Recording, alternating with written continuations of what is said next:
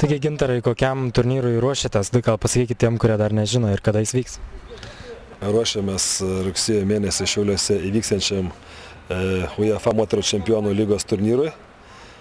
Žaisim 3 varžybas, tai su Rusijos čempionais, Permės Zvezda, Vengrijos čempionais, Femina ir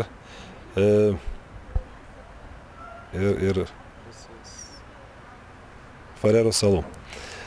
Va, tai reikia tikrai daug kontrolinių rungtynių, kadangi nėra su kom daugiau žaisti Lietuvoje, sakykime, tokio lygio moterų komandos, tai tikrai labai naudinga, kad yra berniukai, su kuriais galim žaisti.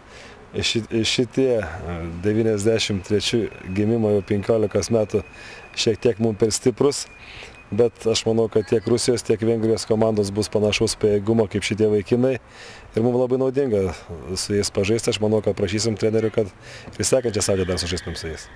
O koks tikslas keliamas UEFA čempionų lygoje?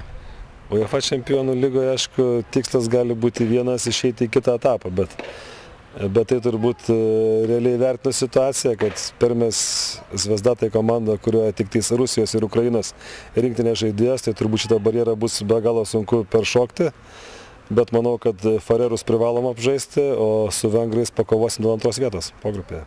Dabar vyksta pasirengimo etapas, kaip jį vertinate?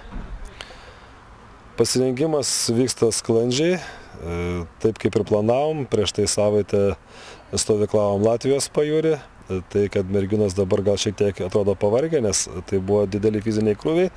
Dabar šią savaitę stovyklaujam Napolio bazėje ir kitą savaitę jau mes grinai reiškia stovyklausim čia miesto stadione. Tai ir tam tarpe, tam cikle reikia, žinoma, daug iškų varžybų.